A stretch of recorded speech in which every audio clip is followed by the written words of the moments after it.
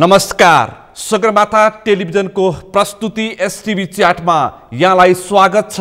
म सुनिल दाहाल। बार र बेन्च पेचिलो अवस्थामा छन्। बार आन्दोलित छ र बेन्च पनि विवादित छ। एबीचमा बारले चैत 19 गते नयाँ कार्यसमिति चयन गर्ने तयारी गर्दैछ। न्यायको विषयमा यस वर्ष निकै विवाद भयो। न्याय बिक्री हुन्छ र न्याय खरिद बिक्री गर्ने प्रचलन प्रारम्भ भइसकेको छ र त्यो एक किसिमको संस्कार नै बसिसकेको छ। यो विषय आम नागरिकसम्म पुग्यो। त्यसकारण बारप्रति अथवा न्यायप्रति अथवा बेन्चप्रति अविश्वासको खाडल पनि देखिएको छ। र एबीचमा बारको नयाँ कार्यसमिति गठबन्धनतर्फ उन्मुख भएको छ। सत्ता गठबन्धन, प्रमुख प्रतिपक्षको गठबन्धन र त्यो सँगसँगै यसबीचमा स्वतन्त्र प्यानल पनि चुनावी प्रतिस्पर्धामा उत्रिएको छ। आज हामी समग्र न्यायालयमा देखिएका समस्या, बार र बेन्चको अवस्था, बारको नयाँ कार्यसमितिको अब कस्तो आउँछ लगायतका विषय प्रसङ्गमा केन्द्रित भएर छलफल गर्दैछौँ। आजको यस छलफलमा मसँग सहभागी हुनुहुन्छ स्वतन्त्र कानुन व्यवसायी समूहकी अध्यक्ष आकृति रायबाजी। नमस्कार, यहाँलाई स्वागत छ। आराम हुन्छ? सब ठिक छ। अब तपाईहरू 26औं कार्यसमितिका लागि चैत 19 को निर्वाचनको लागि तयारीमा हुनुहुन्छ। कस्तो छ तयारी? हामीले स्वतन्त्र कानुन व्यवसायीबाट यसपालि मलाई लाग्छ इतिहासमा पहिलोचोटि नेपाल बार एसोसिएसनमा स्वतन्त्रको प्यानलै 11 जनाको प्यानल उठाएका छौँ। हाम्रो पृथ्वीनाथ राईज्यूको अध्यक्षतामा 11 जनाको प्यानल उठेको छ। एकदम इन्डिपेन्डेन्ट हिसाबले प्रोफेसनली इन्डिपेन्डेन्ट भन्न रुचाउनेहरू 11 जनाको प्यानललाई हामीले उठाएका छौँ। पार्टीगत हिसाबले भन्दा पनि प्रोफेसनली चाहिँ के गर्न सक्छु, कानुन व्यवसायको क्षेत्रमा म कसरी योगदान गर्न सक्छु र दलीय भागभन्दा फरक यसपालि चाहिँ independent lawyers for independent judiciary भनेर हामीले स्वतन्त्र कानुन व्यवसायको प्यानल उठाएका छौँ। पक्कै पनि तपाईले निकै सान्दर्भिक विषय उठान गर्नुभयो। बार र बेन्च इतिहासकै विवादित भएको अवस्थामा यो चैत 19 गते नयाँ कार्यसमिति आउँदैछ र तपाईहरूले पनि इतिहासमै पहिलोपटक स्वतन्त्र रूपमा प्यानलसहित प्रतिस्पर्धामा उत्रिँदै हुनुहुन्छ। सक्नुहुन्छ प्रतिस्पर्धा गर्न?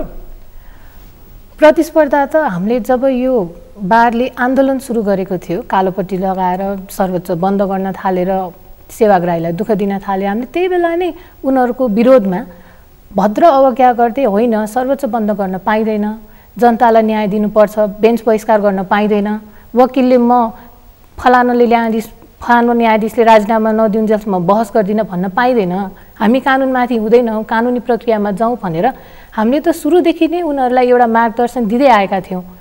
अब त्यही क्रममा चाहिँ हामीले देखेको हाम्रो एक्सपिरियन्स अनुसार चाहिँ यदि त्यो दलको भागभण्डा थिएन, यदि त्यो कार्यसमितिमा चाहिँ दलले पठाएको मान्छे थिएनन् भने चाहिँ independently lawyer as a lawyer court of अफिसरको हिसाबले, न्यायाधीशको हिसाबले उनीहरूले सोच्न सक्थे। तर भागभण्डामा पुगिसकेपछि त्यहाँ त उहाँहरूले त आफ्नो आइडेन्टिटी, आफ्नो डिसिजन मेकिङ पावरै उहाँले त दललाई छोडेर कम्प्रोमाइज गरेर आइसक्नु भयो नि त।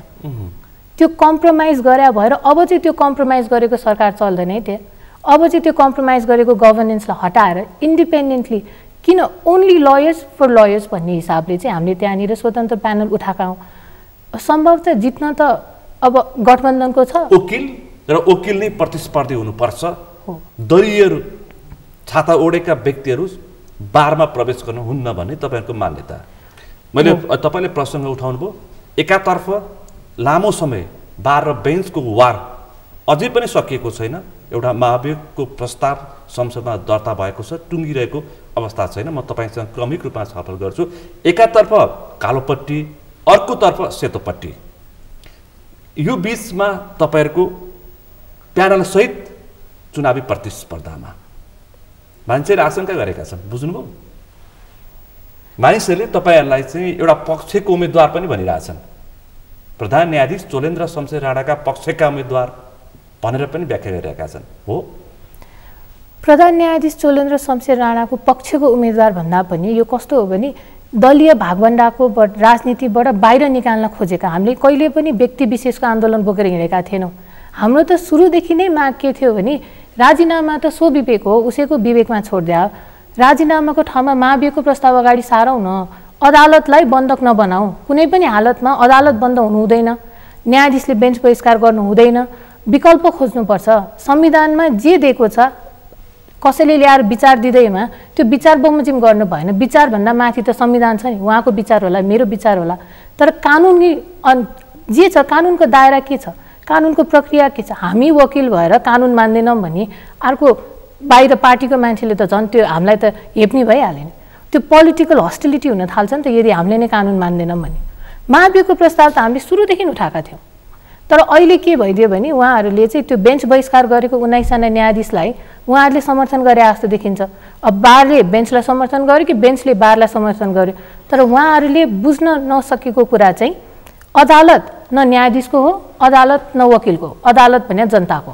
जनताले न्याय पाउनुपर्छ। कुनै व्यक्ति या हामीले त सुरुदेखि नै अदालत शुद्धिकरण गर्ने हो, न्यायालय शुद्धिकरण गर्ने हो भने व्यवस्था परिवर्तन गरौँ। व्यक्ति परिवर्तनका आन्दोलनमा केन्द्रित भए पनि हामी दलीय भागभण्डाको राजनीतिमा पर्छौँ। यदि न्यायालय वास्तवमा शुद्धिकरण गर्ने हो भने त खै त हरिकृष्ण कार्कीज्यूको प्रतिवेदन त्यति बेला जुन बेला हामीले उठाएका थियौँ, अब त्यो त झन् महाभियोगको प्रस्ताव लागू हुन महाभियोग अघि सडिसकेको अवस्था छ।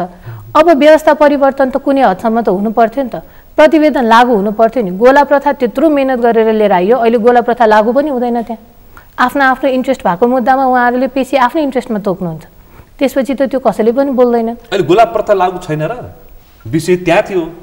न्यायाधीशहरू जो विरोधी न्यायाधीशहरू, प्रधान न्यायाधीशको विपक्षका न्यायाधीशहरूले गोला प्रथालाई त विजय उत्सवको रूपमा लिएका थिए। अहिले त्यो लागू छैन।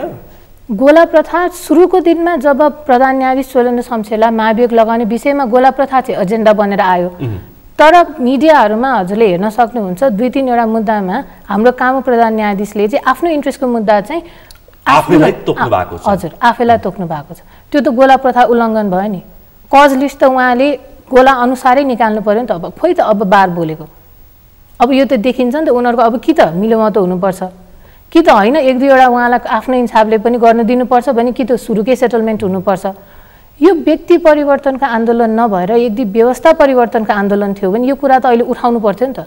कुनै एउटा व्यक्तिले त्यति बेला आन्दोलन समर्थन गरेन भने राजीनामाको पनि दबाब दिने, कोही एउटा व्यक्तिले आन्दोलन सफल गरे त्यति बेला समर्थन गरेन भनेर उहाँलाई मुख्य न्यायाधीशको ठाउँमा न्यायाधीशको पद मात्र दिने, डिमोसन त गराउनु भएन नि। खोइ त बारले त त्यति बेला वकिलको एजेन्डा कहाँ छ त? त्यहाँ बारको आन्दोलन, नेपाल बार एसोसिएसन त वकिलको सङ्गठन हो नि, छात्र सङ्गठन। तपाईँको एजेन्डा चाहिँ के छ त्यसमा?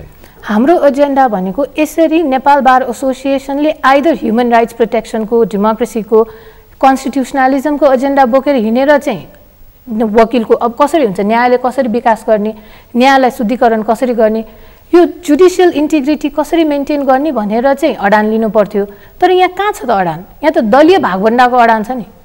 अब मेरो प्रश्न त्यहाँनिर, तपाईँले जसरी पृथ्वीनाथ राईको नेतृत्वमा एउटा स्वतन्त्र कानुन व्यवसायीको समूहको छातामा उम्मेदवारी एउटा प्यानल खडा गर्नुभएको छ, 2-3 पक्ष छ, धेरै प्रतिस्पर्धी छन्, तपाईँहरूको चाहिँ खास एजेन्डा के हो? किन तपाईँहरूलाई मतदान गर्ने, किन तपाईँहरूको प्यानललाई विश्वास गर्ने? यो सवाल मेरो प्रश्न यहाँनिर हो। हामीले इतिहासमा पहिलोचोटि आँट गरेर भन्नुहुन्छ, रहर भन्दा पनि कर्तव्य ठानेर हामीले यो प्यानल किन उठाएका छौँ भने अब पनि त्यही दलको मान्छेलाई गएर त्यो कार्य समितिमा प्रवेश गर्न दिने, अब पनि वकिलको एजेन्डा होइन दलको एजेन्डा लान दिने, अब पनि दलीय राजनीति र दलीय भागभण्डामा नै नेपाल बार एसोसिएसनलाई अल्झाइरहने हो भने न्यायालय त बन्द भइरहने भयो नि। यो त सुरुदेखि नै हुँदै आउनुपर्ने थियो। आवाज उठ्न टाइम लाग्यो। यो सबै यो माहौल परिवर्तनको भनेर हामीले जुन अगाडि उठाउनु गर्दाखेरि कार्य समितिमा बस्नुभएको मान्छेहरूले स्वतन्त्र वकिलले के सोध्छ, के बोल्छ भन्ने त उहाँहरूको कहिले त्यो डिस्कसनको एजेन्डै थिएन। त्यो कार्य समितिमा कहिले पनि तपाईँले एकचोटि बुझ्न सक्नुहुन्छ, खै त त्यहाँनिर डिस्कसन कहाँ भयो त? 20,000 छ नि वकिलहरू त। सम्मेलनमा डिस्कसन गरेर आन्दोलन सुरु भएको त होइन। यो 20 जनामा त्यति बेला के डिस्कसन भयो, माथि त्यो पदाधिकारीहरूको छलफलमा माइन्युट सुद्धा नभइकन भएको आन्दोलन थियो नि। कानुन व्यवसायीलाई पनि राखेर अब के गर्न सकिन्छ त, न्यायालय शुद्धिकरणलाई त हामीले यसरी आन्दोलन गर्नु पर्यो भन्दाखेरि मेबी एउटा अल्टरनेटिभ वे त निक्लिन्थ्यो होला नि। आखिर न्यायालय शुद्धिकरणकै एजेन्डा थियो। तर वकिलको हैसियतले होइन, पार्टीको कुनै एउटा दलको पार्टीगत हिसाबले गएर राखेको एजेन्डा त हामी कहाँ छौँ त त्यहाँ। त्यही भएर हामीलाई मतदान गर्नुको विषय भनेको अब चाहिँ कानुन व्यवसायीलाई नै भनेर, कानुन व्यवसायीकै लागि by the lawyers for the lawyers भनेर चाहिँ अब ओन्ली फर द लयर्स भन्ने सिद्धान्तमा चाहिँ स्वतन्त्र कानुन व्यवसायीको लागि हामीले प्यानल उठाएको छ। तर यो भन्दैमा हामी कसैको पनि आफ्नो आफ्नो राजनीति परिप्रेक्ष्य नै छैन, हामी कुनै पनि कन्टेक्स्टमा राजनीतिमै छैन भन्ने होइन। राजनीति जसले पनि गर्न पाउँछ, तर सर्वोच्चको गेट बाहिर कालो कोट लगाएर क्लाइन्टको मुद्दा बोकेर आइसकेपछि त इम्पार्सियालिटी अफ जुडिसियरी त बोकेर हिँड्नु पर्यो नि। हामी इम्पार्सियल भएपछि न जुडिसियरी इम्पार्सियल हुन्छ। हामी इन्डिपेन्डेन्ट हुन सक्नु पर्यो नि। इन्डिपेन्डेन्ट कस्तो सेन्समा भने independent of thoughts, independent of control. अहिले उहाँहरू त slavery to someone else's thoughts हुनुभएको छ क्या हजुर। त्यो वैचारिक दासत्व त छोड्नु पर्यो नि। अब आफै म इक्जाम्पल दिन्छु। गठबन्धनको टिकट पाउन नआले एकदम पुरै कोही बालकोट जानुभएको थियो, कोही उतापट्टि कोही बुढानीकण्ठ जानुभएको थियो, कोही बालुवाटार जानुभएको थियो। जब टिकट एउटा त लयरले आफ्नो हिसाबले दिन सक्दैन, आफ्नो एसोसिएसनले टिकट बाँड्न सक्दैन र दलदलमा जानुपर्छ भने त्यो कहाँ छ त इन्डिपेन्डेन्स। उहाँले डिसिसन मेकिङ र आफ्नो इन्डिपेन्डेन्स त कम्प्रोमाइज गरेर टिकट लिएर आउनु भएको छ। पछि वकिलको हकितको लागि उहाँले बोल्नुहुन्छ कि दलको हकितको लागि बोल्नुहुन्छ। बृहत लोकतान्त्रिक समावेशी प्रोग्रेसिभ अनि पेसागत छ। अब कसको एजेन्डा बोकेर हिँड्ने त? गठबन्धन इनकेस टुट्यो भने एजेन्डा कसो लागू गर्ने? बारमा यति शक्तिशाली न्यायकर्मी छन् कि उनीहरूको वर्चस्व वर्षौँदेखि छ। तपाईँले राजनीतिकरणको प्रसङ्ग उठाउनुभयो, खैर त्यो विषय प्रसङ्ग हामीले पनि बारम्बार उठाउँदै आएका छौँ। बारको इलेक्सनमा मात्र पार्टीको झन्डा देखिँदैन, तर सबै नै दलीय गतिविधि हुन्छ। दलको राजनीतिभन्दा बारको राजनीतिमा खासै फरक छैन भन्दा हामीले विषय उठान गर्दै आएका छौँ। तर विषय कहाँ छ भन्दाखेरि ठुल्ठुला राजनीतिक परिवर्तनमा बारको नेतृत्व गर्नेहरू जो समूह छन् तिनीहरूसँग तपाईँहरू प्रतिस्पर्धा गर्न खोज्दै हुन्छ। पहाडलाई कुइनोले ठेल्छु भन्ने आँट कहाँबाट आयो तपाईँलाई? 2063 सालको इक्जाम्पल लिनुभयो होला। यदि त्यो 2046 साल 62-63 को जनआन्दोलन र आजसम्मको परिवर्तनमा बार सशक्त रूपमा सडकमा उत्रिएको छ, परिवर्तनको एउटा मध्यस्थकर्ता पनि बनेको छ। परिवर्तनको मध्यस्थता गर्दाखेरि जुन त्यो बारले त्यति बेला बार काउन्सिल पनि बारको मेहनतबाट आएको थियो, लिगल एड एक्ट पनि बारको मेहनतबाट आएको थियो। यो त त्यति बेला नेपाल बार एसोसिएसनले गर्नुपर्ने आन्दोलनहरूको आउटकम थियो नि त्यो त। त्यसपछि ल अहिले 1993बाट अहिलेसम्म वकिलको हकितको लागि नेपाल बार एसोसिएसन कहिले बाहिर सडकमा आयो त? म त देख्दिनँ।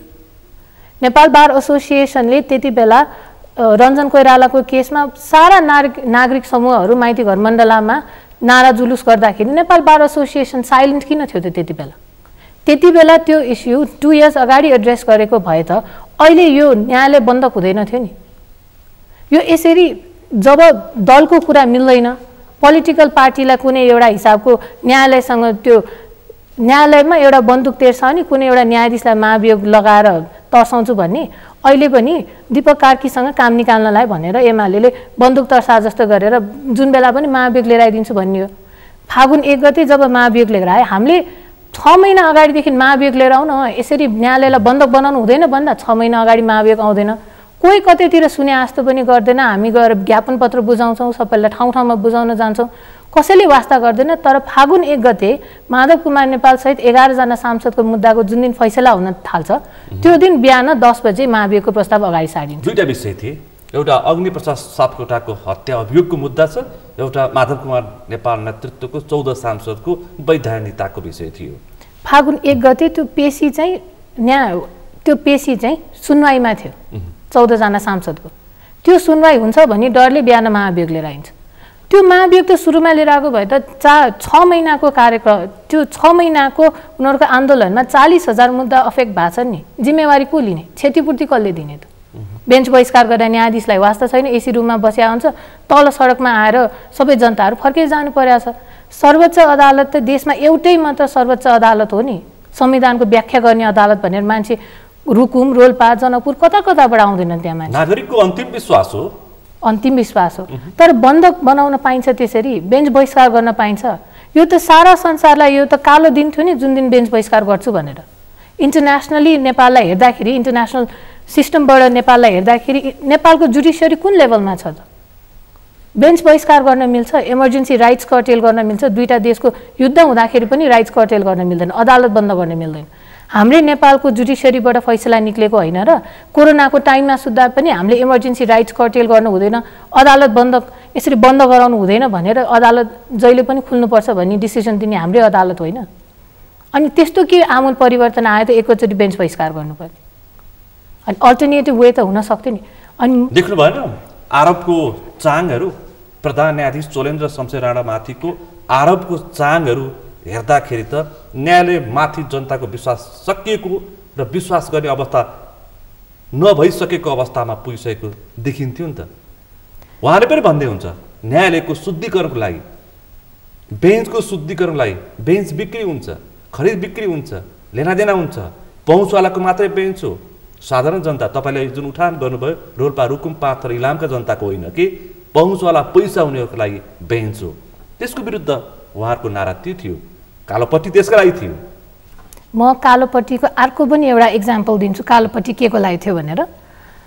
2013मा जब लोकमान सिंह कार्की हाम्रो यता आयुक्त हुँदाखेरि, प्रमुख आयुक्त हुँदाखेरि उहाँले अदालतमा चाहिँ यस्तै सिन्डिकेट छ, त्यहाँनिर चाहिँ सेटलमेन्टको राजनीति हुँदो रहेछ, त्यहाँनिर त जनताले न्याय पाएनन् भनेर कुनै पनि जुडिसियरीमा त हस्तक्षेप गर्न मिलेन अख्तियारले। तर अख्तियारले राजस्वसँग समन्वय गरेर 7-8 वटा ल फर्ममा छापा हान्यो। छापा हान्दाखेरि हाम्रो वरिष्ठ एकजनाकोमा पनि छापा पर्यो, पुतली सडकको ल फर्ममा। शम्भु थापाको ल फर्ममा पनि छापा मारिएको थियो, उहाँ लगायत थुप्रेको थियो, नाम चर्चित त्यस बेला उहाँ नै हुनुहुन्थ्यो। व्यक्ति विशेष भन्दा म एक्जाम्पल गरिदिइहाल्छु, सञ्चार माध्यममा आएको विषय नै हो। उहाँकोमा छापा मारियो। छापा मार्ने बित्तिकै उहाँकोमा त्यसपछि सारा पोलिटिकल पार्टीको दबाब आउँछ।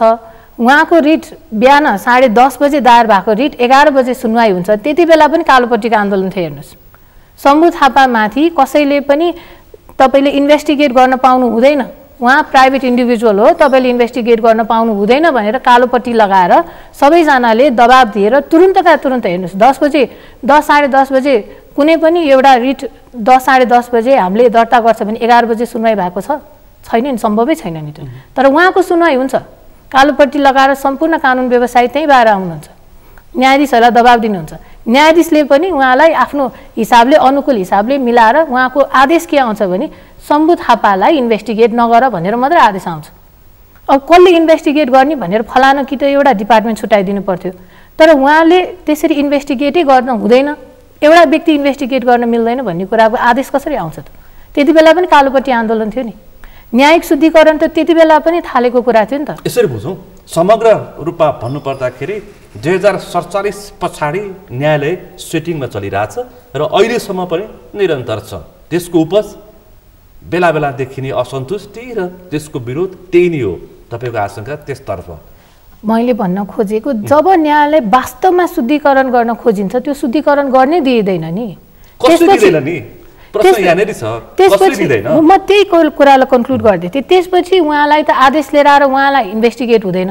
तर त्यसको सर्टन 1 वर्ष जस्तो त्यसपछि 1 वर्ष जस्तोमा लोकमान सिंह कार्की विरुद्ध नै त्यही आन्दोलन डाइभर्ट हुन्छ। हेर्नुहोस्, उहाँले त हस्तक्षेप गर्दैन त, त्यो सिन्डिकेट भङ्ग गर्न खोज्यो नि, त्यो सबै मान्छे उहाँकै पछि लाग्न थाले। त्यसपछि कोही मान्छेले वास्तवमा न्यायालय शुद्धिकरण गर्ने एजेन्डा बोकेर हिँड्छ भने त्यो मान्छे त्यहाँ टिक्न गाह्रो छ। यदि त्यही सेटिङमा मिलेर जान्छ भने, त्यो सिन्डिकेटको एउटा पार्ट भएर जान्छ भने सजिलो हुन्छ। यदि मिलेर जाँदैन र हामी जस्तो स्वतन्त्र रूपमा बाहिर आउँछ भने उहाँहरूलाई कुनै न कुनै हिसाबले दबाउनको लागि भए पनि ट्याग लगाइन्छ। हेर्नुहोस्, हामी त सुरुदेखि व्यवस्था परिवर्तनको थियौँ नि, व्यक्ति विशेषको त हामीलाई वास्तै थिएन। महाभियोग त सुरुदेखि नै सेतोपट्टिको माग थियो नि, कालोपट्टिको होइन नि। व्यक्ति परिवर्तन होइन, व्यवस्था परिवर्तन गर्नु पर्यो, व्यवस्थामा सुदृढीकरण गर्नु पर्यो। व्यवस्थामा तपाईँलाई यो भन्दाखेरि के भनियो भन्दाखेरि, जो तपाईँहरू मैत्रीगर मण्डलामा न्यायालय बन्द नगर भनेर तपाईँहरू विरोधमा उत्रिँदाखेरि तपाईँहरूलाई कसैले चोलेन्द्रको मान्छे बने, कसैले राजावादीका मान्छे बने, कसैले राप्रपाका मान्छे बने हो। ट्याग धेरै लगाइयो, तर वास्तवमा के थियो भने हामी त त्यहाँनिर जो सेवाग्राहीहरू सर्वोच्च प्रवेश गर्न पाएनन् तिनीहरू माइती घर मण्डलामा आथे नि त। त्यहाँनिर त कतिजना मान्छे रोएर फर्केका छन्। एक त मुद्दा फैसला हुनै टाइम लाग्छ, एक्सेस टु जस्टिसै त्यति डिफिकल्ट बनाइदिएको छ। यो सबैजनाले थाहा पायो कि मुद्दा आफूले रोजेको त्यहाँ जसको एक्सेस छ, हुने खानीको एक्सेस भएको मान्छेको मुद्दा पेशीमा चढ्छ। बल्ल बल्ल 2-3 वर्षपछि पेशीमा चढे मुद्दा जति बल्ल बल्ल न्याय पाउँछु भनेर आएका मान्छे फर्केर जान पाउँदाखेरिको त्यो पीडा कहाँ न्यायाधीशले हेरिदिनुहुन्छ त? त्यो वकिलहरूले त्यो बुझ्नलाई उनीहरूलाई त्यो फरकै किन परेको छ र बुझिदिनु कसलाई परेको छ? त्यहाँ आफ्नो सिन्डिकेट त राख्नु पर्यो नि। हजुरले हेर्नुभयो भने 90% त 5-6 वरिष्ठ वकिलभन्दा बाहेक कसैको मुद्दै छैन सर्वोच्चमा। उहाँले मुद्दा हेर्दिन भनेपछि त अटोमेटिक त्यहाँनिर त कज लिस्टमा त सबै कानुन। हजुरले त्यति बेला मुद्दाको बेलामा हेर्नुभयो भने बन्दी प्रत्यक्षीकरणको मुद्दा सुद्धा पनि कानुन व्यवसायबाट हटाइयो भनेर आउँथ्यो। मिल्छ त्यस्तो? न्यायाधीश तिनीहरूको पन्जामा छ फेरि बार, तपाईँलाई थाहा छ? त्यो सिन्डिकेट तोड्न तपाईँहरू सक्नुहुन्छ? त्यो क्षमता, त्यो ल्यागत तपाईँहरूसँग के छ भने मेरो खास प्रश्न यहाँनिर हो क्या। सिन्डिकेटको विरुद्धमा आवाजै उठाएन भने हामीले त्यही अनुसार त्यही कुनै पनि अपराध भएको देख्नु र त्यो सहनु पनि त अपराध हो नि। यदि आज हामीले भोइस उठाएनौँ र यो कुरा चाहिँ बाहिर आएन, अहिले त त्यो माहौल पनि त्यही छ नि त। यहाँ सबैजनालाई थाहा छ नि त त्यो सेटलमेन्ट हुने रहेछ। त्यहाँ वकिल होइन, जुडिसियल बिजनेसम्यान भएर हिँड्दा रहेछ नि त त्यहाँ। त्यो जुडिसियल बिजनेसम्यानलाई त होइन तिमी जुडिसियरीको कोर्ट अफ अफिसर मात्र हो भन्ने कुरा त देखाउनु पर्यो नि। कानुनमाथि त कोही छैन। कानुन बनाउनमा सहयोग गर्दैमा कानुन भन्दै माथि त जाँदैन। सिन्डिकेट हटाउनलाई आजको भोलि त सम्भव नहोला, तर आवाजै उठेन भने त त्यो सिन्डिकेट त जहिले पनि त्यहीँ बसिरहने भयो नि।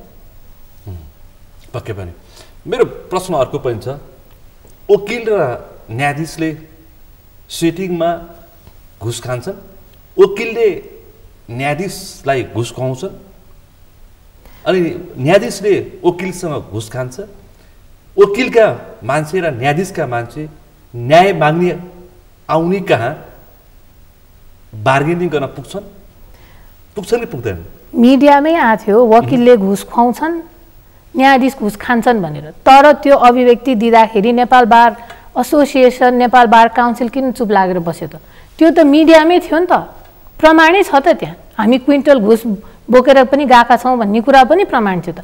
इन्भेस्टिगेसन खोइ त? प्रमाण नभएको कुरामा इन्भेस्टिगेसन गर्न गाह्रो भए पनि त्यो अभिव्यक्तिमा त त्यो मिडियामै बोलेकै कुरालाई त एटलिस्ट त्यति बेला एक्सन लिँदैको भए एउटा फ्रेमवर्क त तयार हुन्थ्यो नि। खोइ त नेपाल बार काउन्सिल, खोइ त नेपाल बार एसोसिएसन। त्यसमा खास लडाइँ चाहिँ वकिल तपाईँहरूको क्लाइन्ट कहाँ न्यायाधीशका मान्छे घुस माग्न गए, त्यसकारण वकिलहरू आक्रोशित भए। एक थली यतातर्फबाट पनि व्याख्या गरे। जस्टिस भन्ने कुरा मुद्दा छ, जुन न्यायाधीशको हातमा मुद्दा पुगेको छ, जुन सिनियर चर्चित वकिलको हातमा त्यो मुद्दा छ, तिनीहरूकै न्यायाधीशका मान्छे आसे पासे बार्गेनिङ गर्न पुगे। यहाँ त जुडिसियल करप्सन भन्दाखेरि खालि एउटा ब्राइब लिने र दिनेमा मात्र सीमित नभएर यहाँ त पोजिसनको पनि कुरा आयो नि। न्यायाधीश त्यो पद नै सट्टापट्टा हुन थाल्यो, बिक्री हुन थाल्यो, उनीहरूको सेटलमेन्टमा जाने भयो। कोही 2-3 जना वकिलले यसरी गएर टेबल ठटाउँदाखेरि न्यायाधीश परिवर्तन हुनु पर्यो, न्यायाधीशले छोड्नु पर्यो, न्यायाधीश कि त उहाँहरूको मान्छे लिएर आउनु पर्यो, नभए त उहाँहरूले त्यो बेन्चमा त्यो बहसै गर्न जान्न भन्न थाल्नुभयो। जुडिसियल करप्सन भनेको त सुरु हुने भनेकै जब राजनीतिक भागभण्डा छिर्छ जुडिसियरीमा, एक करप्सन छिर्छ, त्यसपछि ब्राइबरी भनेको त सेकेन्डरी पार्ट हो।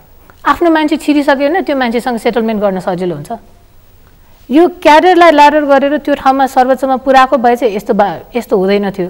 अब पोलिटिकल पार्टीहरूलाई भागभण्डामा त्यो न्यायाधीश नियुक्ति गर्न दिएपछि त उनीहरूको आफ्नै मान्छे आउँछ, आफ्नै मान्छेसँग कुराकानी मिलाउने होला, त्यसपछि सेटलमेन्टको कुरा त हो त्यो। अनि हामीले पनि पदीय बाँडफाँड पनि राजनीतिकरणमा भइरहेछ, राजनीतिक ओतप्रोतमा भइरहेछ। त्यो सँगसँगै जब त्यो व्यक्ति आउँछ त्यसपछि आर्थिक लेनादेना पनि त्यहीँबाट सुरु हुन्छ। अहिलेको बारको लडाइँ त्यस्तो खालको तपाईँहरूको आरोप त्यस्तो छ, त्यही हिन्द तपाईँले हामीले भन्न खोजेको बार बेन्च समन्वय समिति जुन उनीहरूले बनाएको छ, समन्वय समितिले के काम गर्यो त?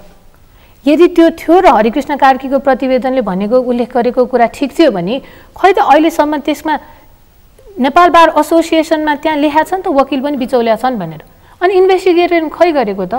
त्यो प्रतिवेदनमा त वकिलदेखि न्यायाधीश, न्यायाधीशदेखि पहुँचवालादेखि पत्रकारसम्म नै त्यसको मतियार छन् भनेर प्रष्टसँग उल्लेख गरेको छ र अब त त्यो विषय त्यो प्रतिवेदन त कार्यान्वयनको पक्षमा जानुपर्ने हो नि त, किन गएन भने तपाईँहरूको अर्को प्रश्न पनि छ होइन?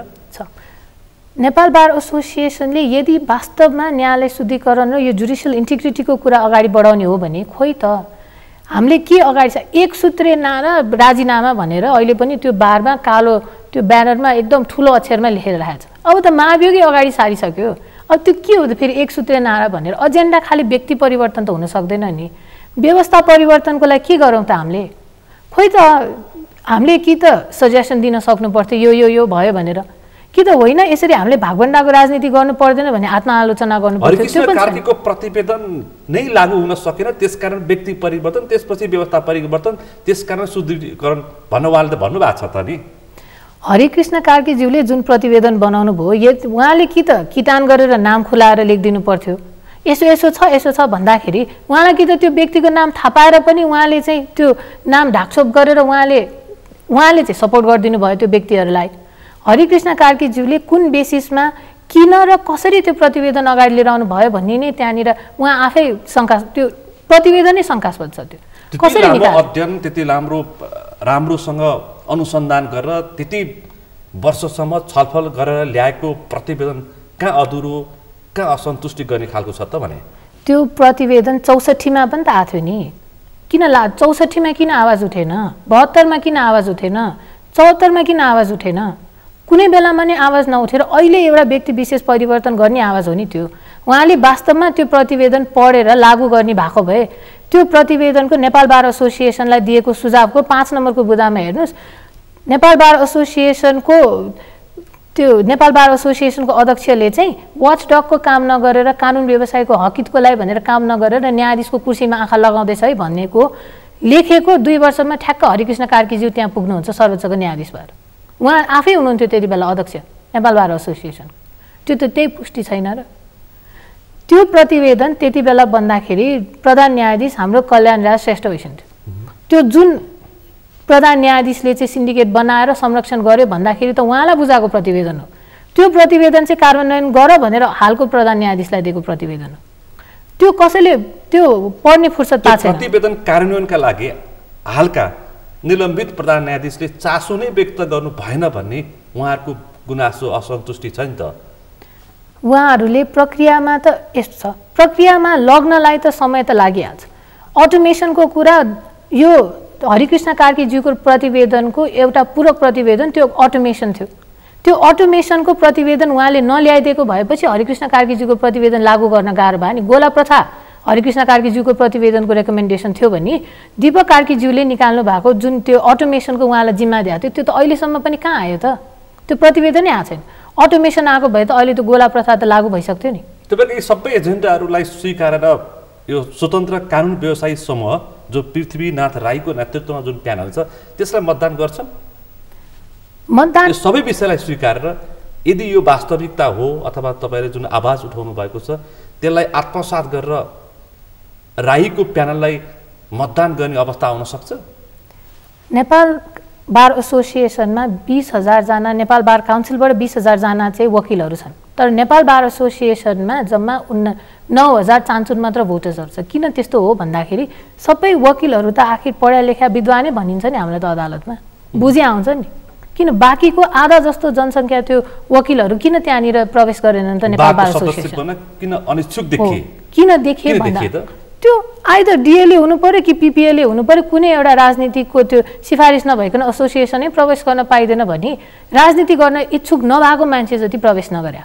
यदि इन्डिपेन्डेन्ट हिसाबको निकट हुनु पर्यो पिपिएलए हो, डिएलए हुनु पर्यो कांग्रेस निकट, माओवादी निकटको अर्को संस्था छ, आरपीएलए, एसपीएलए धेरै छ, राप्रपा निकटको पनि संस्था छ, तिनीहरूको सदस्य हुनु पर्यो। स्वतन्त्र भएर चाहिँ काम गर्न सकिँदैन। यदि स्वतन्त्रलाई त्यति बेलादेखि नै हामीले प्रमोट गर्दै आएको भए त 20,000 वकिलहरू नेपाल बार एसोसिएसनको छाता सङ्गठनमा आबद्ध हुन्थे नि। तर खालि किन भन्दाखेरि त्यो दलीय भागभण्डामा किन पर्ने भनेर पर बस्या हो नि। म आफै इन्डिभिजुअली त्यति बेला यो दलको राजनीतिमा किन पर्ने भनेर म इन्डिभिजुअली बाहिर निस्किन्थेँ। स्वतन्त्र मान्छेको भोइस त्यहाँनिर सुन्ने वातावरण थिएन। तर त्यो अब चाहिँ यो सिन्डिकेटले अति नै भयो। अब त सर्वोच्चमा तालाबन्दी सुद्धा गर्न थाल्यो भनेपछि भोइस रेज हुन थाल्यो नि यो। अनि हामीलाई भोट दिने भनेको त लयर्स अब पार्टीगत हिसाबले नसोचिकन लयर्सकै डेभलपमेन्ट र हामी कुनै पनि एउटा association, engineering association, doctors association भनेको चाहिँ एउटा समूहको एसोसिएसन भने फरक भयो। नेपाल बार एसोसिएसन भनेको संविधानले रेकग्नाइज गरे एसोसिएसन, किन भन्दा त्यो बार र बेन्च भनेको चाहिँ एउटा जुडिसियरीको अभिन्न अङ्ग भनेर मानिन्छ। त्यो एसोसिएसन त इन्डिपेन्डेन्ट र इम्पार्सियल हुनु पर्यो नि त जस्टिस दिनलाई। त्यस्तो खुलमखुला राजनीति भइरहेछ, खुलमखुला दलीय सङ्गठनहरूले चुनावी प्रतिस्पर्धा गरिरहेका छन्। मैले अघि भनिसकेँ, मात्र कम्युनिस्ट काङ्ग्रेस राप्रपाको झन्डा मात्रै नदेखिएको अनुहार देखिसकेका छन्। त्यस्तो अवस्थामा तपाईँहरू, मैले अघि पनि प्रश्न गरेको थिएँ कि पहाडलाई कुइनोले ठेल्ने प्रयास गर्दै हुन्छ, तपाईँहरू यो खरो प्रतिस्पर्धामा कति उत्रिनुहुन्छ? अहिलेको सवाल त्यहाँनिर छ। हामीले यो एजेन्डा जुन बोकेर हिँडेका छौँ, एटलिस्ट स्वतन्त्र कानुन व्यवसायी चाहिन्छ है त्यो एसोसिएसन चलाउनलाई भनेर। हामीले देखेको अनुसार धेरै फ्रस्ट्रेटेड छन् नि, दलको राजनीति, दलको भागभण्डाबाट धेरै फ्रस्ट्रेटेड छन्। एउटा डिएलएको सक्षम मान्छेहरूले त टिकट पाउँदैनन् र उहाँ बालवाटारमा गएर टिकट लिएर आउनुपर्छ। त्यो डिएलएको मान्छेहरू त त्यहाँनिर वकिलको हैसियतले गएका हुन् नि। मैले भन्न खोजेको, त्यहाँ अहिले जो बारका सदस्य छन् सबै पार्टीबाट प्रशिक्षित व्यक्तिहरू छन् होइन, ठुल्ठुला बडा व्यक्तिहरू त्यस्तै खालका छन्। जब तपाईँले उठाएका विषय मुद्दा छन् त्यसलाई समर्थन गर्नेहरू त बारको सदस्यमा आबद्ध नै छैनन् भनेपछि तिनले त आफ्नै पार्टीका साथीहरूलाई मतदान गरिहाल्छन् नि। त्यस कारण तपाईँलाई त कसरी गर्छन्? पहिला तपाईँले यस्ता व्यक्तिलाई समेट्ने प्रयास गर्नुभयो कि भएन? त्यसपछि उम्मेदवार दिनुभयो कि भएन? प्रश्न यहाँनिर हो। हामीले जब उम्मेदवारी दियौँ, हामीले प्रोफेसनली जो केपेबल छन्, न्यायालयलाई जसले सुधार गर्न सक्छ, नेपाल बार एसोसिएसनमा जो पदाधिकारी भएर गएपछि जो मान्छेले चाहिँ वकिलको एजेन्डा बोकेर अगाडि जान सक्छन् त्यस्तालाई समेटेर हामीले प्यानल गठन गरेका हौँ। पृथ्वीनाथ राईजी पनि एजुकेटेड इन्डिभिजुअल, जसले चाहिँ अब चाहिँ त्यो नेपाल बार एसोसिएसनको मान्छेलाई पढाउनु पर्छ, एउटा मान्छे पढाउनलाई त्यहाँ चाहियो भनेर हामीले एकदम केपेबल मान्छे त्यहाँनिर पठाएका हौँ। पढाउनको लागि, जित्नको लागि चाहिँ होइन, त्यो ठाउँमा पुगेपछि पढाउनु पर्यो नि त। जितेर त्यो ठाउँमा पुगेपछि नै यिनीहरूलाई पढाउने हो। तर हाम्रो भोइस रेज हुनु, एजेन्डा एस्टाब्लिस हुनु र मलाई लाग्छ जित्ने सम्भावना पनि त त्यति नै हुन्छ नि। दलको भागभण्डा र त्यो दलको झन्डामा त फरफराउन बाँकी छ नेपाल बार एसोसिएसनमा। तर अधिकांश त्यस्तै खालका वकिलहरू छन्, न्यायकर्मीहरू प्रष्ट देखिएका, भोलि मतदानमा आउनेहरू पनि तिनीहरू हुन्छन्। प्रष्ट राजनीति गरेर भोलि राजनीतिक दाउपेचमा न्यायाधीशसम्म हुन सकिन्छ भन्ने खालका वकिलहरू नै त्यहाँ मतदान गर्न आउँछन्। त्यो अब पनि त्यो बुझी पनि त्यो चुप लागेर होइन त्यस्तै मान्छे आउँछन् त्यहाँ भनेर त चुप लागेर आफू त एक स्टेप ब्याक हुनु भएन नि। मैले सुरुमै भने यो रहर भन्दा पनि यो त कर्तव्य हो नि। त्यसकारण तपाईँले कर्तव्य मात्रै बोध गरेर यो प्यानल खडा गर्नुभएको हो। मलाई लाग्छ यो जुन प्यानल छ यो स्ट्रङली नेपाल बार एसोसिएसनको चेन्जमा, नेपाल बार एसोसिएसनकै शुद्धिकरणको यो पहिलो स्टेप हुनुपर्छ। तर बार मात्र होइन नि, तपाईँलाई याद छ कि यो देशमा न्यायाधीशहरू शपथ खाइसकेपछि पार्टीको कार्यालयमा, दलको कार्यालयमा, नेताको घरमा पुगेर पनि शपथ खाएका दृष्टान्त हामीसँग छन् नि। फेरि छन्, त्यो किन भयो पनि तपाईँले बोल्नु पर्यो नि त। बारको राजनीति मात्र होइन, सर्वोच्चको न्यायालयको राजनीति देखिने होइन कि अदृश्य राजनीति जो अत्यन्तै डरलाग्दो हुन्छ। हामीले त हाम्रो घोषणापत्रमा क्लियरली लेखेको छ जुन यो न्यायाधीश नियुक्ति दलीय भागभण्डामा हुन्छ त्यो बन्द गर्नु पर्यो। हाम्रो त घोषणापत्रमा त कुनै महाभियोग पास गर्नु पर्यो भनेर छैन। हेर्नुहोस्, त्यो गइसकेको कुरा, त्यो संसद भवनको कुरा भयो। त्यो हाम्रो एजेन्डा भनेको अदालतलाई शान्ति क्षेत्र बनाउनु पर्यो। यसरी बारम्बार अदालतलाई बन्धक बनाउन पाइँदैन र न्यायाधीश नियुक्ति हुँदाखेरि त्यो अकाउन्टेबल र ट्रान्सपेरेन्ट हिसाबले न्यायाधीश नियुक्ति हुनु पर्यो र राजनीतिक दलबाट चाहिँ नियुक्ति हुनु भएन। सांसदलाई नियुक्ति गर्नु भएन, त्यहाँको क्याडरलाई नियुक्ति गर्नु भएन। न्यायाधीश भनेको त इम्पार्सियल मान्छे लिएर आउनु पर्यो नि, न्युट्रल मान्छे लिएर आउनु पर्यो। न्यायालयमा भएका अथवा सर्वोच्चमा भएका अथवा उच्च अदालतमा भएका, जिल्ला अदालतमा भएका न्यायाधीशहरूको अनुहार तपाईँ थाहा छ नि। हिजो उनीहरू कुन सङ्गठनका थिए, कुन सङ्गठनमा सक्रिय थिए। तपाईँले भन्नुभयो सांसद भइसकेका मानिसहरू पनि सर्वोच्चमा छन्, जो अब प्रधान न्यायाधीशको लाइनमा छन्। जिल्ला न्यायाधीश त हेर्नुहोस् एकदमै मेहनत गरेर लोकसेवा पास गरेर आउने न्यायाधीशहरू हो। हामीले भनेको एजेन्डा के हो भने जिल्ला न्यायाधीशलाई नै उच्च र सर्वोच्च पठाउन, त्यो भयो भने त उहाँले काम पनि सिक्छन्, जाने पनि हुन्छन्, कसरी जस्टिस दिने भन्ने कुरा पनि त उहाँको हुन्छ। जिल्ला न्यायाधीश कतिजना सर्वोच्च पुग्छन्? म्याक्सिमम त उच्च पनि नपुगिकन रिटायर हुन्छन्। यो दलीय राजनीतिभित्र छिरेको भएर न्यायालय यसरी बन्द हुन पुग्या हो नि। हामीले पोलिटिकल पार्टीहरूलाई जब यो संवैधानिक परिषदले प्रधान न्यायाधीशको लागि भनेर त्यो उहाँहरूले अप्रुभल दिनुपर्छ, त्यहाँबाट पनि त भागभण्डा छिर्छ नि। उहाँहरूले नेपाल बार एसोसिएसनको पोजिसन पनि किन इम्पोर्टेन्ट भन्दाखेरि त्यो न्याय परिषदमा एउटा चाहिँ उहाँहरूले सिफारिस गरेर उहाँको रेकमेन्डेसनमा एकजना मान्छे पुग्छ। हेर्नुहोस्, बार काउन्सिलको उपाध्यक्ष पनि नेपाल बार एसोसिएसनको अध्यक्ष हुन्छ। तर खोइ त उहाँहरूले नेपाल बार एसोसिएसन त संविधानले रेकग्नाइज गरे एसोसिएसनले यो उठाइदिनु पर्यो नि त आवाज। यसरी दलले ल्याइरहेछ है न्यायाधीश नियुक्ति गरिरहेछ भन्ने कुरा त उठाइदिनु पर्यो नि त। तर फेरि उहाँहरूलाई के को डर हुनसक्छ भने त्यो उठाइदियो भने पछि गएर आफू पनि त दलमा लागेको छु, म पनि त न्यायाधीश बन्छु भन्ने डर हुनसक्छ। त्यो कुरा उठाइदिएर त ब्याकफायर होला नि फेरि।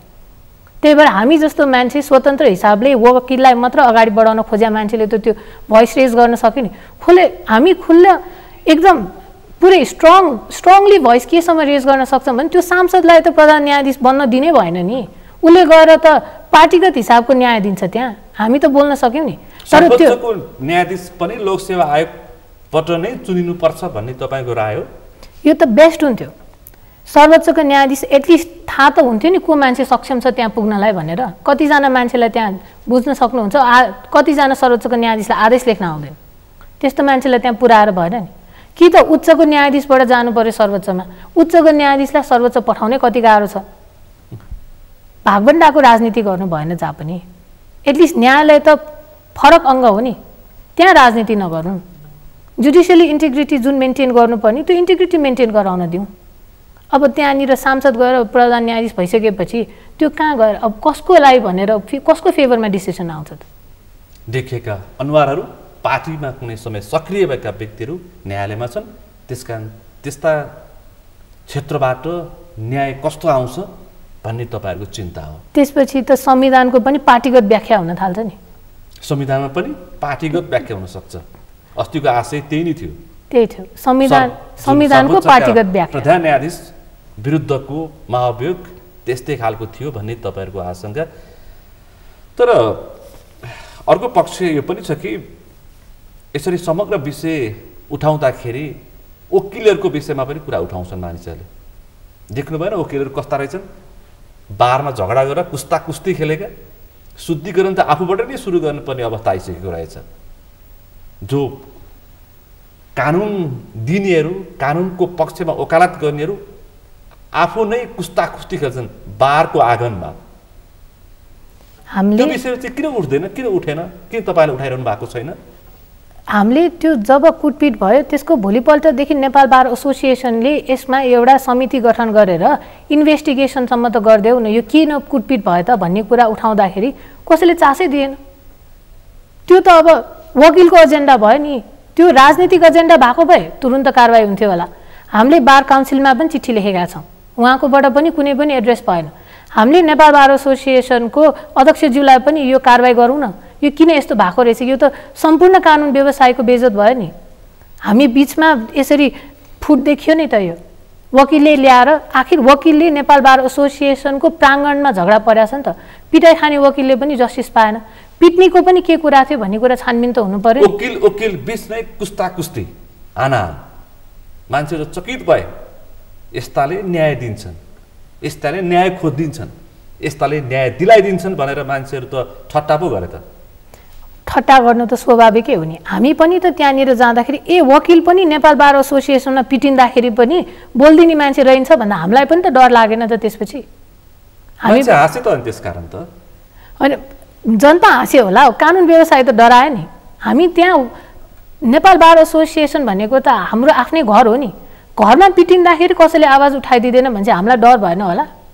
अहिले तपाईँले भने जस्तो जुम्ला हुम्लाका ती जुन स्तरमा भएका आम नागरिक छन् तिनीहरूले चाहिँ न्याय पाउँछन् भनेर अब विश्वास गर्ने अवस्था चाहिँ सकिने अवस्थामा पुगेछ।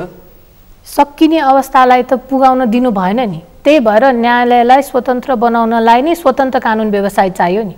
अब यो कुरा चाहियो। स्वतन्त्र कानुन व्यवसाय भनेको त ह्युमन राइट्स प्रोटेक्सनको लागि चाहियो, जनताले न्याय पाउनको लागि चाहियो नि। दलको राजनीति गरेर हिँड्नु त भएन नि। हामी त नागरिकलाई कसरी उहाँको हक अधिकार सुनिश्चित गर्नुपर्छ भनेर हिँड्नु पर्यो नि। ओभरनाइट चेन्जेस भन्ने कुरा पोसिबल हुँदैन हेर्नु, त्यो सबैले रियलाइज गरेकै कुरा। तर मेबी अब 1 वर्ष 2 वर्ष 3 वर्षको राउन्डमा त यो सिन्डिकेट अन्त्य होला। यो जुन वकिलले गर्नुपर्ने विषयवस्तुमा हामीले पनि छलफल गरेर कुनै एउटा रेकमेन्डेसन अगाडि लगेर त हामीले पनि त्यो चेन्जेस लिएर आउन सकौँला नि। जनताले वास्तवमा न्याय पाउला नि त। तर भोइसै रेज नगरिकन पछाडि बसेपछि त त्यो कहिले सिन्डिकेट अन्त्य हुने? कि आफू सिन्डिकेटको पार्ट हुनु पर्यो कि त न्यायालय छोडेर जानु पर्यो? तर त्यो अवस्था आउनुको लागि समय लाग्छ। अहिले त तपाईहरुलाई प्यानल नै पूर्णता दिन नसक्ने अवस्थामा तपाईहरु हुनुहुन्छ हैन? प्यानल पूर्णता भन्दा पनि अब हामीले जब संगठन सुरु गरेका थियौं, अब यो 2-4 महिनादेखि यतापट्टि हामीले जुन संगठन व्यवस्थित गर्न थालेका छौं त्यसमा चाहिँ यो 11 जनाको प्यानल भनेको चाहिँ केपेबल, इन्डिभिजुअली कतिजना केपेबल छ त, केपेबललाई उठाउनु पर्यो नि त। त्यो 25 वटा पद भर्नलाई उठाउने होइन नि। मैले भन्न खोजेको 25 वटा त्यो पदको लागि नि तपाईहरुले सदस्य पाउनु भएन। सदस्य मतदान गर्ने व्यक्ति चाहिँ कहाँबाट पाउनुहुन्छ, वकिल कहाँबाट पाउनुहुन्छ भन्ने मेरो प्रश्न हो। होइन, सदस्य नपाएको भन्दा पनि त्यो 25 जनालाई फुलफिल मात्र गर्ने हो कि जो केपेबल छन् त्यो अगाडि बढाउने हो त। Professionally independent. र अर्को कुरा के थियो भने सुरुमा त्यो जुन कुइनाले ठेल्ने कुरा भन्नुभयो जस्तै कतिजना छन् त त्यो फेस गर्न सक्ने? आखिर सिन्डिकेटलाई फेस गर्न आँट त चाहियो नि। तपाईले यति धेरै विकराल अवस्था दर्शाउँदाखेरि पक्कै पनि साँच्चै नै म न्याय दिन्छु भनेर न्यायकर्मी बनेका पनि थुप्रै छन् होला नि त, तिनीहरू पनि आउन सकेन। पहिलो तपाईहरुको दायित्व त्यो हो हैन? जो थुप्रै समूह हुन सक्छन्। अहिले तपाईले जो बारको सदस्यता लिन नचाहेको पनि थुप्रै छन्, हजारौं छन्। तपाईले भन्नुभयो 19,000 मा जम्मा 9,000 मात्रै बारको सदस्य छन्।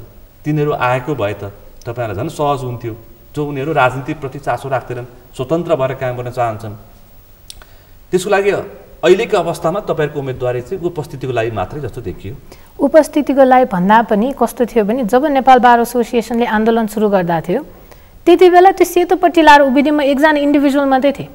कसैले राप्रपाको ट्याग लगाए, कसैले चोलेन्द्र शमशेरको ट्याग लगाए, कसैले राजावादी भन्दिए, कसैले विप्लवको भन्दिए, कसैले विप्लवको पनि भन्दिए। त्यहाँ ट्याग त थुप्रैको लगाए, कसैले मण्डलले भन्दिए। पछि आएर मैले सोधेँ यो मण्डलले भने के रहेछ पनि मैले सोध्न थालेँ। ट्याग धेरैले लगाए, त्यो कोटे कसैले किनेर दिएको पनि भन्न थाले। तर जब म त्यहाँ एक्लै उभिएको थिएँ नि त्यति बेला त्यो बार एसोसिएसनको त्यो कालोपट्टि लगाएर आउने भिडमा त्यो सेतोपट्टिको त्यहाँनिर होइन है न्यायालय बन्द गर्नु हुँदैन भने त्यो एउटा आवाजले गर्दाखेरि आज स्वतन्त्र कानुन व्यवसाय खडा भएको छ नि। त्यति बेला एकजना र अहिले त हामी त एउटा समूह नै छौँ नि। चेन्जेस ओभरनाइट पोसिबल नहोला, स्ट्रगल गर्नलाई गाह्रो होला। तर स्ट्रगलले गर्न छोड्यो भने न्यायालय कहिले परिवर्तन गर्ने त? हामीले बोल्दैनौँ, हामी नै अगाडि सरेनौँ, कानुन व्यवसायले नै हामीले न्यायालयमा हरेस खाएर अब हामीले त्यो ठाउँै त्यो हामी त्यो ट्र्याकमै जाँदैनौँ भनेर हामी हरेस खायौँ भने चेन्जेस कसले लिएर आउँछ त? वकिल भएर मैले सुरु गर्दिनँ भने अरूले आएर त सुरु गरिदिँदैनन् नि। अनि मैले देख्छु यो जो 11 जनाको प्यानल हामीले उठाएको 25 उठाउन त गाह्रो थिएन नि। सङ्गठनमा 400 जना त छौँ नि हामी। तर 11 जना जसले एजेन्डा प्रपरली डिफाइन गरेर अगाडि बोलेर जान सक्छ। हामीलाई त फाइटर्स चाहियो नि त्यो सिन्डिकेटको विरुद्धमा। त्यो 11 फाइटर्स चाहिँ कतिसम्म त सक्षम हुन सक्छन् भनेर जान्नु त चाहिएको हो। तपाईलाई सदस्य त्यस्तो चाहिएको। तपाईले उठाउँदाखेरि चाहिँ पहिलो तपाईले बारको विसङ्गति उठाउनु भएको छैन। दोस्रो तपाईले सर्वोच्चको विसङ्गति पनि उठाइरहनु भएको छ। संवैधानिक नियुक्तिका विषयमा पनि तपाईले उठाउनु भएको छ। परिषद न्याय परिषदको विषयमा पनि तपाईले उठाइरहनु भएको छ। सँगै तपाईले चाहिँ वकिलहरूको सुदृढीकरणको विषयलाई पनि गरिरहनु भएको छ।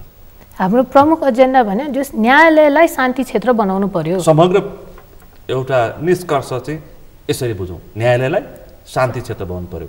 तर त्यो सँगसँगै अहिले देखेका विकृतिका विषयमा पनि बोल्नु पर्यो नि त। हाम्रो त नारै यसपालि राजनीतिक हस्तक्षेप मुक्त नेपाल बार एसोसिएसन हो। एउटा राजनीतिक रूपमा हो, तर न्याय खरिद बिक्री हुन्छ भन्ने विषयमा पनि तपाईले आवाज त उठाउनु पर्यो नि त। मान्छेले एउटा राजनीतिक भागभण्डाको उपज न्याय खरिद बिक्री हो। एउटा जुम्लाको एउटा हुम्लाको एउटा पीडितले न्याय पाउनको लागि उसँग कि पैसा हुनु पर्यो कि उसँग पहुँच हुनु पर्यो, नत्र ऊ सर्वोच्च अथवा अदालतको गेटसम्म पनि पुग्न सक्ने हैसियत राख्दैन। त्यस्तोको लागि तपाईँहरूको आवाज के छ? त्यही भएर त्यो न्याय परिषदबाट जब न्यायाधीशहरूको नियुक्ति हुन्छ र संवैधानिक परिषदबाट प्रधान न्यायाधीशको नियुक्ति हुन्छ, त्यति बेला दलीय भागभण्डा भएन। त्यति बेला कोही मान्छे सेटलमेन्टको थ्रुबाट त्यो ठाउँमा पुगेन भने उसले सेटलमेन्टको विषयमा सोच्दैन। इन्डिपेन्डेन्ट र इम्पार्सियल न्युट्रल मान्छे त्यहाँ लान सक्यो र केपेबल म्यान लान सक्यो भने उसले जस्टिस दिने हो नि। चौतर्फे राजनीति नै राजनीतिक गाजीको यस्तो मुलुकमा त्यो सम्भव छ भने होइन, आवाजै नउठाएर आफ्नो देश नै हामीले उठाएन, हजुरले उठाउनु भएन भने कसले उठाइदिन्छ त? हामी बोल्न सक्ने ठाउँमा भएको मान्छेले नउठाइदिएर त्यो रुकुम रोल्पाको मान्छेले न्याय कसरी पाउँछ त? हामीले त आवाज त उठाउनु पर्यो नि। हामीलाई पनि त्यति बेला नेपाल बार एसोसिएसनको सम्मेलनमा उहाँहरूले अनाउन्सै गर्नुभएको थियो, त्यो जो चाहिँ यो बार एसोसिएसनको आन्दोलनको विरुद्धमा जो लागेको थियो तिनीहरूलाई छानेर हामीले राखेका छौँ, कारवाही गर्छौँ भनेर। अब त्यो डराउने त? हामी त कारवाही फेस पनि गर्न तयार थियौँ, तर यो सिन्डिकेट त हटाउनु पर्यो नि। हामीले नहटाए कसले हटाइदिने? हामीले नबोले, हामीले त्यहाँ बसेर देखेर कानुन व्यवसायीले भोग्दाखेरि पनि हामीले आवाज उठाइदिएनौँ भने अब त यो चेन्ज भन्ने कुरा त पोसिबलै हुँदैन। हो, राजनीति छ, सबैलाई थाहा छ, त्यहाँ सेटलमेन्ट पनि हुन्छ, त्यहाँ भ्रष्टाचार पनि रहेछ भन्ने प्रतिवेदनबाट पनि आयो। अब त्यसको निकास के त भनेर नलागेर होइन व्यक्ति परिवर्तनमै मात्र जाने भन्ने कुरा आउँदैन नि। तपाईँलाई देशभरबाट कति मतदान हो, कति वकिलहरूले मतदान गर्लान्, कति सङ्ख्यामा तपाईँलाई मत आउला? यो एजेन्डालाई विश्वास गरेर तपाईँहरूको पूर्व अनुमान के छ, आकलन के छ? मलाई त बहुमतले जित्छौँ जस्तो लाग्छ। यदि वकिलले वकिललाई नै भोट हाल्ने भने त बहुमतले जित्नुपर्ने, तर वकिललाई भोट हाल्दैनन् या त वकिलले पार्टीका सदस्यलाई उम्मेदवारलाई भोट हाल्छन्। त्यो त अब 20 गते थाहा हुने कुरा भयो नि। तर मलाई लाग्छ वकिलले यदि वकिललाई नै भोट हाल्छ भने हामी त बहुमतले जित्छौँ नि। त्यहाँ कहाँ छ त पार्टीको एजेन्डा बोकेर हिँडेर त भयो नि। गठबन्धनको सरकार छ, गठबन्धनबाट उठ्ने हो त नेपाल बार एसोसिएसनमा। गठबन्धनको सरकार छ, गठबन्धनबाट उम्मेदवार छ, प्रतिपक्ष छ, प्रतिपक्षको उम्मेदवार छ। अनि नेपाल बार एसोसिएसनमा वकिलको एजेन्डा कसले बोक्यो त? त्यो पनि होइन। अर्कोतर्फ तपाईँलाई लागेको आरोप पनि तपाईँले चिर्न सक्नु भएको छैन। हामीले आरोप त त्यो आरोप लगाउने मान्छे कसले लगायो भन्ने कुरा हो नि। जो मान्छे हामीलाई विश्वास गरेर आउनु भएको थियो त्यति बेला मैले भने नि, it was a very difficult struggle. म एक्लै उभिँदाखेरि दुनियाँ थरी आरोप लगाएन, तर त्यो सङ्गठन अहिले विस्तार गरेर हाम्रोमा सदस्य मात्रै 400 जना छौँ। त्यो त लाग्यो 2-3 महिनामा 400 जना वकिलको सङ्गठन हुनु भनेको त सामान्य कुरा होइन नि। तर ती सङ्गठित गठबन्धन महागठबन्धनका उम्मेदवारहरूसँग प्रशस्तै पहुँच पनि छ, प्रशस्तै पैसा पनि छ। तपाईँसँग के छ? खर्च कहाँबाट धान्नुहुन्छ तपाईँहरूले? हामीसँग एजेन्डा छ, सबैजनाले अलिअलि आफूले जसरी खर्च धान्न सकेका छ उठाएर कसरी जानुभयो, कसरी पुग्नुभयो, कसो खर्चमा आफैले व्यक्तिगत हो कि सबैजनाले? त्यसतर्फ पनि केही वकिलले तपाईँहरूमाथि प्रश्न गरेका छन्, त्यसका यिनीहरू परिचालित हुन् भनेर। परिचालित हुन त हेर्नु, अब उहाँहरूले कुन हिसाबले हेर्नुहुन्छ, पार्टीगत हिसाबले के बोल्नुहुन्छ आफ्नो कुरा भयो। तर देश दौडा गर्नलाई सबैजनाले मिनिमम खर्च एक्सपेन्सेस मात्र उठाए पनि त्यो त सम्भव कुरा हो नि, त्यति गाह्रो छैन नि। कोही मान्छेले खर्चै गर्छ भन्दाखेरि त त्यो परिचालितै हुनुपर्छ भन्ने छैन नि। ब्याकग्राउन्ड पनि हेर्नु पर्यो नि। म किन भोइस रेज गर्न इजिली सक्छु भने म त एक्लो छोरी हो हेर्नु। म त I come from a very well of family. अनि म त खर्च धान्नलाई त त्यति गाह्रो नहुन पनि सक्छ नि। अब त्यो आफै इन्डिभिजुअली पनि कति धान्या होला। हाम्रो सङ्गठनमा there are enough well off people आफ्नो खर्च आफैले धान्न सकोस्। पार्टीकै पैसा त चाहिँदैन नि। अब उम्मेदवार पार्टीले बनाइदिन्छ, खर्च पार्टीले गरिदिन्छ, त्यही भएर म एजेन्डा पनि नेपाल बार एसोसिएसनमा पार्टीको बोकेर हिँड्छु भने मान्छेले परिचालित भन्ने हो नि। ऊ परिचालनमा छ त हामीलाई परिचालित देख्छ। हामी त आफ्नै खर्च गरेर जाने वकिलै हौँ, पेसागत नै हौँ, 2-4 पैसा त कमाइहाल्छ। केही सदस्यहरूको एउटा मुद्दा हेरेर छाक टार्ने अवस्था नभएका वकिलहरू पनि तपाईँहरूको साथमा छन्। त्यस्तालाई त हामीले समेटेर अगाडि लानु पर्यो नि। जसले जसरी जुन हिसाबले गर्न सक्छ त्यो त लानु पर्यो नि। उहाँको कुरा पनि म एउटा एक्जाम्पल दिइहालौँ। नेपाल बार एसोसिएसनले हाम्रो एकजना उम्मेदवारलाई चाहिँ फोन गरेर उहाँहरूले सहायताको नाममा 25,000 रुपियाँ दिनुभयो कोरोनाको टाइममा। हेर्नु, त्यति बेला सहायताकै नाममा दिनु, पछि ल्याएर त्यो ऋण भनेर उहाँहरूले 25,000 तुरुन्त तिर्नु भनेर भन्नुभयो। गोर्खापत्रमा 3 पुस्तासहित त्यो 25,000 त्यहाँ तिर्नु भनेर छापिदिनु भयो उहाँहरूले। अनि हाम्रो एकजना उम्मेदवारलाई फोन गरेर 25,000 रुपियाँ तिमी तिर, नभए उम्मेदवारी खारेज गरिदिन्छु भनेर सुधा धम्काउनु भयो। नेपाल बार एसोसिएसन वकिलको लागि अब त्यो 25,000 रुपियाँ सहायता भन्ने कुरा पनि उम्मेदवारी खारेज गराइदिन्छु भनेर त्यसरी थ्रेटन गर्ने हो र?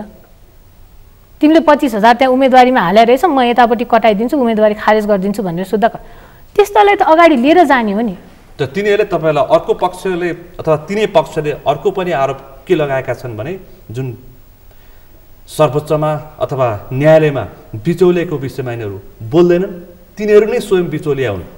जसको पक्षमा उनीहरूले पक्ष पोषण गर्न खोजिरहेका छन् तिनीहरू तिनीबाट पालित समूह हुन्, जसले उनीहरूले बिचौलियाको विषय, आसेपासेको विषय, लेनदेनको विषयमा कहीँ पनि आवाज उठाएका छैनन् भनेर पनि प्रतिप्रश्न गरिरहेछन्। हाम्रो त सुरुमै यो विकृति, विसङ्गति, भ्रष्टाचार भन्ने कुरा त अन्त्य गर्नलाई व्यवस्था परिवर्तन हुनु पर्यो नि। एक अर्कालाई आक्षेप मात्र लगाएर भएन नि। अनि अर्को कुरा यसमा के आक्षेप के छ भन्दाखेरि बारको यिनीहरू विरोधी हुन्, बारको आन्दोलनका प्रष्ट विरोधी हुन् हो भनेका छन् उनीहरूले। हो, हामी प्रष्ट विरोधी हो। कसै सर्वोच्चमा गएर ताला लगाउने, सर्वोच्चको प्रेमाइसेसमा गएर नाराबाजी गर्ने, त्यसरी बारमा टिक्न सकिन्छ त? अथवा बारको सदस्यबाट न्यायालयमा न्याय दिन सकिन्छ? अथवा वकिल भएर बारको लोगो झुन्ड्याएर हिँड्न सकिन्छ? होइन, शक्तिशाली मान्छेहरू छन् त्यहाँ, शक्तिशाली मान्छे छन्। म यही प्रसङ्ग के जोड्न चाहन्थेँ भने उहाँहरूलाई त त्यो को मान्छेले पैसा बुझाउँदो रहेछ, बिचौलिया रहेछ, त्यहाँ न्यायाधीशले घुस खाँदा रहेछन्। हामी त भर्खर त्यो हामी त नयाँ कानुन व्यवसायी हो, हामीलाई थाहै छैन कसले बिचौलियाको काम गर्छ, कसले त्यहाँ पैसा पुऱ्याउँछ। उहाँहरूले त थाहा रहेछ नि त, कि त उहाँ त्यसमा इन्भल्भ हुनुहुन्छ, कि उहाँले पैसा पुऱ्याउनुपर्छ, कि उहाँले बिचौलिया चिन्नुहुन्छ, होइन र? हामी त नयाँ मान्छेले त हामीलाई थाहा पनि थिएन न्यायाधीशले घुस खान्छन् भनेर। हामी जब न्यायाधीशकोमा जान्छन् यो मान्छेले त न्याय दिन्छ भनेर एकचोटि अनुहार देख्दा पनि हामी नर्भस हुन्छ। हामीलाई कसरी थाहा हुन्छ बिचौलिया को छ त्यहाँ भनेर? त्यो त बिचमा काम गर्नेलाई थाहा हुन्छ नि बिचौलिया को छ भनेर। हामीलाई त न्यायाधीशले त न्याय नै दिन्छ। हामीलाई त पेशी आउन 2 वर्ष टाइम लाग्छ, हामीलाई के थाहा त त्यहाँ पैसा तिरेको थिएन? न्यायालय अथवा न्यायाधीशहरूको होटेलमा, 5 स्टार होटेलमा, रिसोर्टमा सिटिङ हुन्छ भनेर यता खबरहरू आएको तपाईँले सुन्नुभएको थिएन?